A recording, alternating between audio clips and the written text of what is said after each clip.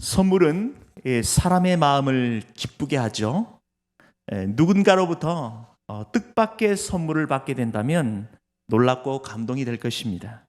사도 요한은 하나님께로부터 놀라운 선물을 받게 됩니다. 위기와 그 절망의 유배지에서 하나님의 계시의 환상을 보게 된 것이죠. 이러한 하나님의 선물은 이 땅을 사는 성도들도 누려야 하는 것입니다. 요한에게 주신 환상의 말씀을 통해 이 시간 함께 은혜를 나누겠습니다. 먼저 9절 말씀에 나 요한은 너의 형제요 예수의 환난과 나라와 참음에 동참하는 자라. 요한은 이 반모라는 작은 섬의 환상을 봅니다.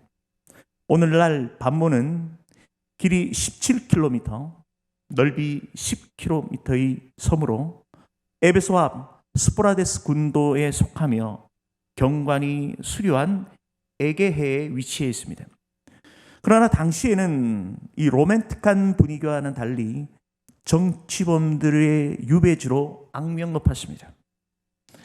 그가 그곳에 있는 이유는 9절 말씀에 하나님의 말씀과 예수를 증언하였으므로 추방당하는 것이죠.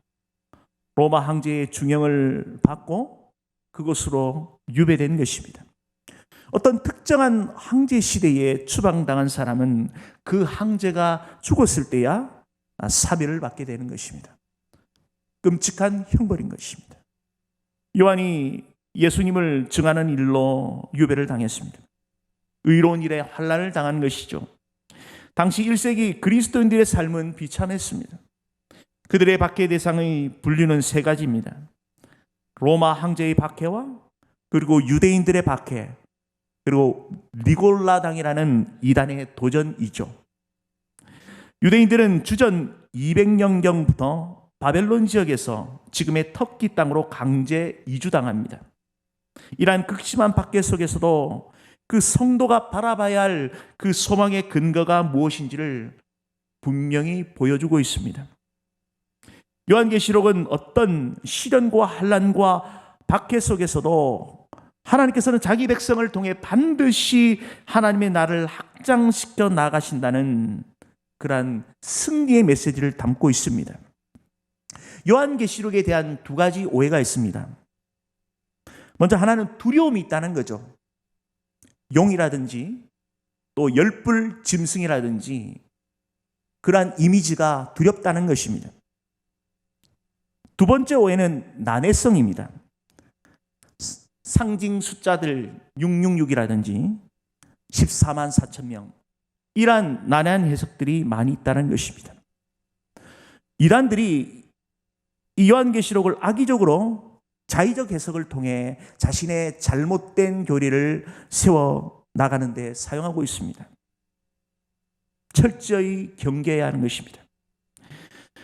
반드시 기억해야 될 것은 요한계시록은 두려움, 난해성이 아니라 당시 1세기 소아시아 지역의 7교회를 비롯한 우리 모든 성도들, 로마 황제와 유대인의 박해, 이단의 그 침투 가운데 고통과 박해 가운데 있는 그 성도들에게 하나님께서는 자기 백성을 통해 반드시 하나님의 나라를 확장시켜 나가시고 반드시 승리있게 하신다는 그 용기의 말씀인 것입니다. 승리의 말씀인 것입니다. 이처럼 외부의 로마의 정부의 박해와 안으로는 유대주의 핍박과 그리고 가만히 들어온 그 이단들의 그 침투, 그 위기 가운데서도 끝까지 버티고 이겨낼 수 있었던 구심적임이 있습니다. 요한계시록의 핵심어죠. 어린 양의 피, 구원의 확신, 제3의 은혜가 초대교회 성도들을 죽음도 감내해낼 수 있는 그러한 주님께 충성한 일꾼으로 세워졌다는 것입니다. 성도가 주의 일을 하다가 당하는 환난이 있다면 능히 감당해야 합니다. 환난을 통해서 주님 주시는 은혜는 고난을 통해 더욱 하나님과 가까워지는 그런 은혜의 경험인 것이죠. 시편 119편 67절에 고난 당하기 전에는 내가 그릇 행하였더니 이제는 주의 말씀을 지키나이다. 고난의 여가기를 통해 나의 교만과 욕심이 꺾였고 하나님을 향한 순전한 믿음의 사람으로 더욱 빛나는 것이죠. 우리가 위기를 만나면 다른 대안이 없습니다. 고난은 중심을 바꾸라는 신호인 것이죠. 전심으로 주께 향해야 합니다. 시선을 온전히 주님 앞에 맡길 때에 하나님은 우리를 통하여 또 다른 하나님의 은혜를 부어주십니다. 하나님은 우리가 사는 곳 저 멀리에 감망하시는 분이 아니십니다. 우리가 하나님을 바라보는 순간 이미 옆에 와 계시는 분이십니다. 사도 요한은 복음을 전하다가 생명의 위협을 받는 유배지에 있었지만 하나님의 계시의 말씀을 받는 위대한 하나님의 사명을 받는 그런 일꾼으로 쓰임받았습니다. 성도의 위기와 고난은 절벽으로 떨어지는 그런 나락이 아니라 더 높은 것을 날기 위한 도움닫기고 디딤돌인 것입니다. 오히려 하나님을 의지하고 기도하며 그 고난 가운데 하나님을 바라볼 수 있는 그 믿음 가운데 돌파하는 귀한 성도가 되어야 하는 것입니다. 성도는 고난 중에도 하나님이 나를 도우신다는 그 신뢰의 확신 위에 서야 합니다. 하나님은 우리를 고와 같이 버려두지 않고 임마누엘로 함께 하시며 위기를 극복할 수 있도록 도우십니다. 환경에 매몰되어 하나님의 크신 계획을 놓칠 때가 있습니다. 우리는 하나님을 바라봐야 합니다. 믿음의 눈을 들어 주를 볼 때에 하나님의 그 놀라운 일들을 우리는 체험하게 될 것입니다. 사도 바울은 로마서 5장 3절에서 4절에 성도가 당하는 현재적 고난을 설명하죠. 복음이 하나님의 영광을 담고 있고 하나님의 화평을 누리는 것인데 성도가 어찌하여 이 고난 가운데 놓일 수 있는 질문인 것입니다. 성도가 고난 앞에 반드시 기억해야 될 명제가 있습니다. 고난이 성도가 누리는 그 축복과 그 현실을 겪고 무너뜨릴 수 없다는 것입니다.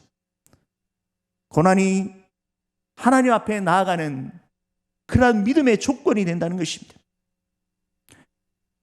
첫째는 그 환난은 인내를 이룬다는 것이죠. 인내의 어원은 참고 견고함, 견실함, 견인 등을 의미합니다. 성도가 인내를 갖는 것은 소망이 있기 때문입니다. 환난은 어찌할 수 없는 그 참고 인내하는 것이 아니라 신실하신 하나님의 그 약속을 바라보며 성취될 것을 믿고 바라보는 것이죠. 그러므로 넉넉히 이길 수 있습니다. 둘째, 인내는 연단을 만들어냅니다. 이 연단이라는 단어는 우리가 기억해야 하는 것입니다. 이 연단은 시험해보고 인정을 받은 성품을 의미합니다. 믿음을 시험해보고 인정받은 사람이죠. 불같은 연단이 우리에게 닥칠 때에 하나님의 성품에 참여한 성도로 우리를 빚어나가는 것입니다. 세 번째는 이렇게 시험해보고 인정받은 연단받은 성품은 결국 소망을 이룹니다.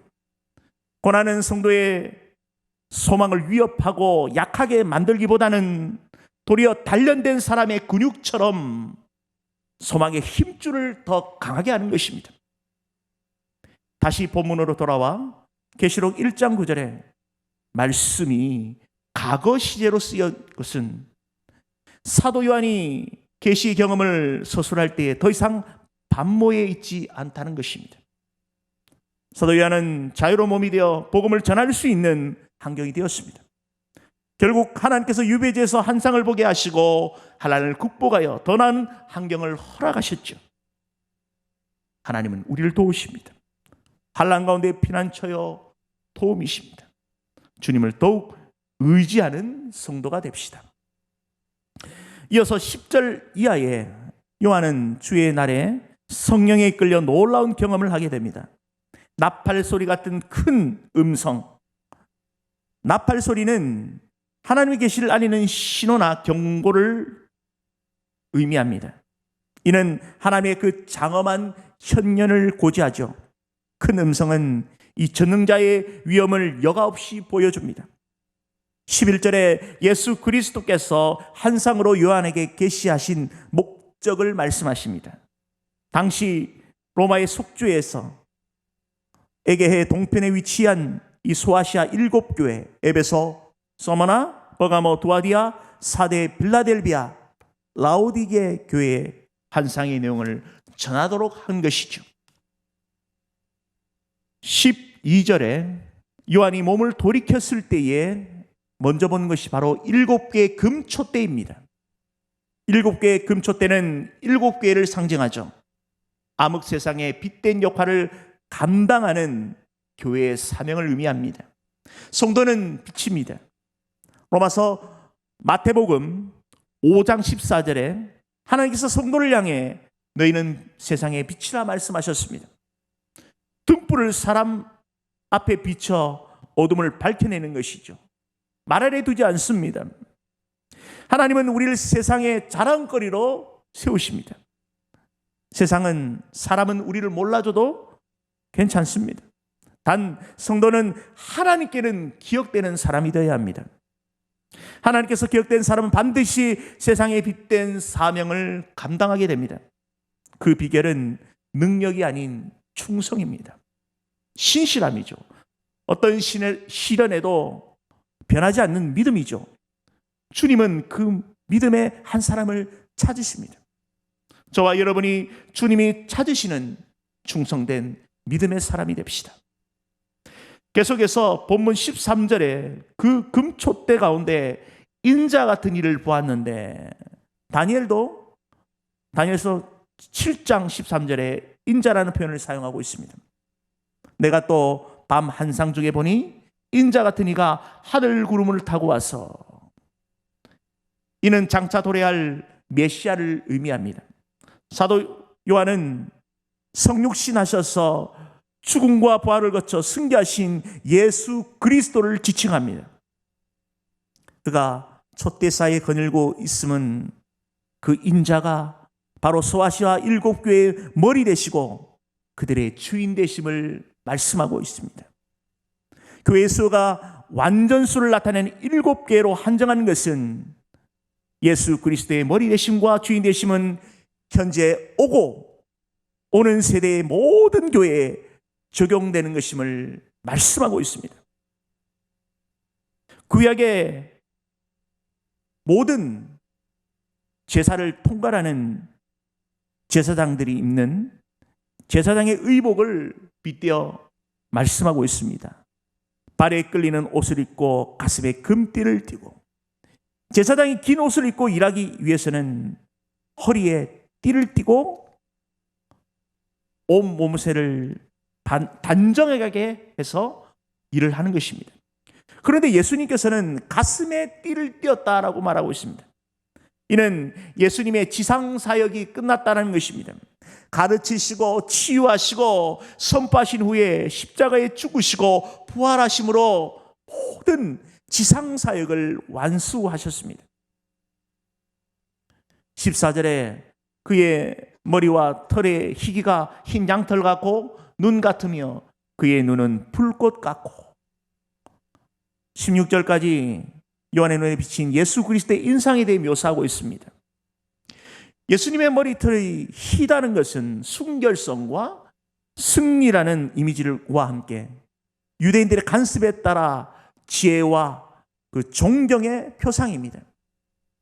종합해 보면 예수님의 그 침착성과 위험 있는 모습을 뜻하죠. 그의 눈은 불꽃 같고, 다니엘이 본 환상도 유사합니다. 히데겔 강가에서 주님이 주신 그 환상, 다니엘서 10장 6절에 그의 눈은 햇불 같고라고 표현하고 있습니다. 이것은 사물의 본질, 그리고 인간의 속마음, 더 나아가 그 역사의 전 과정을 꿰뚫고 계시는 하나님의 전지전능하신 하나님의 능력을 말하는 것입니다. 바로 그리스도는 하나님이십니다. 15절에 그의 발은 풀무불에 단련한 빛난 주석 같고, 이것은 강하게 재련된 금속이라는 의미를 담고 있습니다. 예수 그리스도의 발이 재련된 합금같이 강할 뿐 아니라 고귀하시다는 거죠. 그의 음성은 많은 물소리와 같으며, 많은 물소리, 홍수의 그 범람이나 폭포수와 낙하하는 것은 결코 인간이 저항할 수 없는 강력한 권능, 그 위엄을 뜻하는 것입니다. 16절에 그의 오른손에 7뼈리 있고, 오른손은 단순히 왼손의 짝을 의미하는 것이 아닙니다. 히브리인들은 사유 구조에는 이 오른손이 의미하는 의미가 대단합니다. 바로 권능, 능력을 의미하는 것이죠. 7뼈는 7교회의 사자를 의미합니다. 7교회의 사자는 7교회의 그러한 상징성을 의미하는 것입니다. 누구를 지칭하는 것이 아니라 교회 자체를 상징하는 것입니다. 교회를 의인화하는 것이죠. 이는 소아시아 7교회뿐 아니라 그 교회가 상징하는 지상의 모든 교회는 예수 그리스도의 오른손에 붙들려 안전하게 보호하심을 의미합니다. 요한복음 10장 28절에 주님께서 말씀하십니다. 내가 그들에게 영생을 주노니 영원히 멸망하지 않을 것이요 또 그들을 내 손에서 빼앗을 자가 없느니라. 하나님은 우리를 선택해 주시고, 또한 하나님께서 우리를 향한 그 영원부터 영원 전까지 하나님께서 계획하시고, 또한 그리스도의 십자가의 구속으로 우리를 구원하시고, 그리고 장차 하나님 나라에 입성할 때까지 그 모든 가정을 절대 포기하지 않으신다는 것입니다. 이어서 본문 16절에 그의 오른손에 7뼈리 있고 그의 입에는 좌우에 날쌘 검이 나오고, 이것은 사람의 키만큼이나 긴 그러한 장검을 의미합니다. 히브리서 4장 12절에 하나님의 말씀은 살아있고 활력이 있어 좌우에 날쌘 어떤 검보다도 예리하여 혼과 영과 및 관절과 골수를 찔러 쪼개기까지며 마음의 생각과 뜻을 판단하나니. 가공할 만한 강력한 하나님의 말씀을 묘사하고 있습니다. 더 구체적으로 표현하자면 바로 복음입니다. 생명의 복음이 사람의 영혼에 침투되면 혼과 영과 관절과 골수도 찔러 쪼개는 하나님의 능력이 되는 것입니다. 오늘 본문에서 이 검은 또 다른 표현이 있습니다.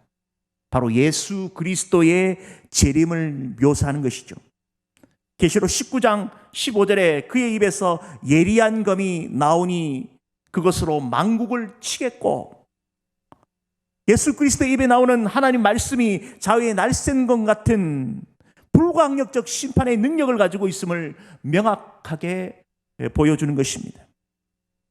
우리 주님 다시 오실 때에 백보자 심판대 앞에서 모든 것이 시시비가 갈려지는 그러한 심판주로 오신다는 것입니다.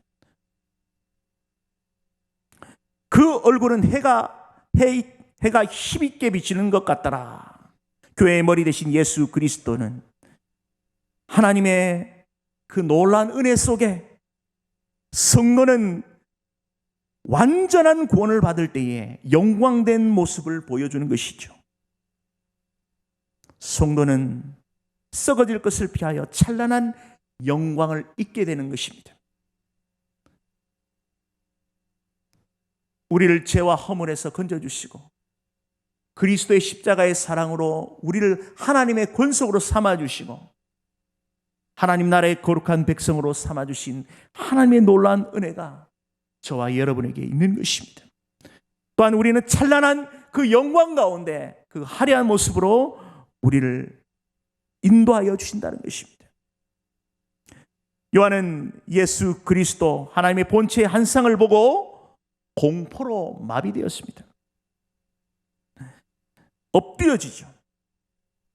17절에 내가 볼 때에 그 발 앞에 엎드려져 죽은 자 같이 되매. 요한은 육체의 한계를 지닌 인간으로서 거룩하시고 영존하신 하나님 본체를 본 것입니다. 자신은 죽은 자와 같다라고 말하고 있습니다. 당연한 것이죠.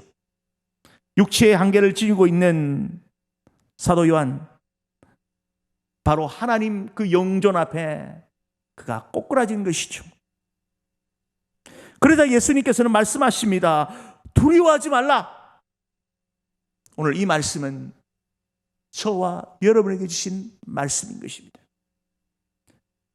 제자들이 예수님의 그 십자가의 그 죽으심 앞에 두려움과 또한 염려로 그들의 모든 일상이 멈추게 되었습니다. 그들이 두려워 떨 때에 우리 부활의 주님께서 다시 나타나셔서 그들에게 말씀하셨습니다. 두려워하지 말라. 두려워하지 말라. 세상 종교는 두려움, 또한 염려, 참 평안을 줄 수 없습니다. 그러나 오직 주님만이 우리에게 참 평화와 위로를 주심을 믿으시기 바랍니다. 만물의 처음과 만물의 나중 되시는 그 주님, 죽음조차도 그의 모든 지배에 복속되는 것입니다. 이어서 18절에 곧 살아있는 자라 내가 전에 죽었노라. 여기서 살아있다라는 것은 현재 분사형으로 계속해서 살아있는 자라는 뜻입니다. 살아있는 영존성을 말하는 것입니다. 그리스도의 그 영존성 앞에 바로 하나님 앞에 서는 것입니다. 전에 죽었노라 이걸 직역하면 나는 이미 죽음을 일으켰다라는 뜻입니다. 바로 십자가 사건을 의미하는 것이죠. 우리 죄를 대속하기 위해 십자가에 죽으시고 우리를 대속하신 하나님께서 그들의 나라와 제사장으로 삼으셨다는 것입니다. 저와 여러분은 하나님 나라의 거룩한 왕 같은 제사장인 것입니다. 그 놀라운 은혜를 우리가 누리고 있는 것입니다. 볼지어다 이제 세세토록 살아있어 음부의 열쇠를 가졌노니 예수 그리스도께서 사망과 음부를 주관하시고 지배할 정권을 장하고 있음을 말씀하고 있는 것이죠. 바로 그리스도의 초자연적이고 초월적이며 전능하신 하나님이심을 묘사하고 있습니다. 하나님께서 요한에게 마지막으로 당부하십니다. 19절에서 20절 말씀에 하나님께서 요한에게 놀라운 계시의 환상을 보고 듣고 경험하는 것을 장차될 일을 기록하라고 명하시죠. 성도는 세상이 보지 못하고 듣지 못하고 경험할 수 없는 놀라운 은혜를 경험한 사람들입니다. 그 은혜에 압도되어서 사도 요한이 기록하여 많은 사람들에게 알린 것처럼 우리도 전해야 될 사명이 있는 것이죠. 우리 자신과 우리 가정과 우리 믿음의 공동체, 교회 안에 우리에게 주신 그 은혜를 세상에 나눕시다. 하나님의 그 위대하심과 크신 능력을 고백합시다. 우리에게 행하신 위대한 일을 찬양하고 고백할 때에 주님은 우리에게 더 큰 은혜, 놀라운 일들을 보게 하시고 또한 듣게 하시고 경험케 하실 것입니다. 말씀을 맺겠습니다. 오늘 우리는 사도 요한이 예수님의 환상을 통해서 놀라운 은혜를 경험하게 됩니다. 사도 요한, 당시 초대교회 성도들이 직면한 위기, 로마 황제의 박해와 유대주의자들의 그런 핍박, 그리고 교회에 침투한 이단들의 공격. 이 위기 속에서도 끝까지 버티고 승리할 수 있는 이유는 분명하죠. 바로 교회의 머리 대신 예수 그리스도께서 이미 죄와 사망의 권세로부터 승리하셨기 때문입니다. 그 강한 오른손으로 붙드시고 교회와 교회에 속한 성도들을 끝까지 지키시고 보호하시고 이끌어 주십니다. 환난은 인내는 연단을, 연단은 소망을 이루어가는 과정을 통해서 이미 승리하신 주님만을 바라봅시다. 또한 우리는 주께 받은 놀라운 은혜의 수혜자로서 우리가 이 은혜를 누려야 하는 것입니다. 제가 초대의 선물을 말씀드렸습니다. 우리에게 받은 놀라운 선물이 있지 않습니까? 바로 복음입니다.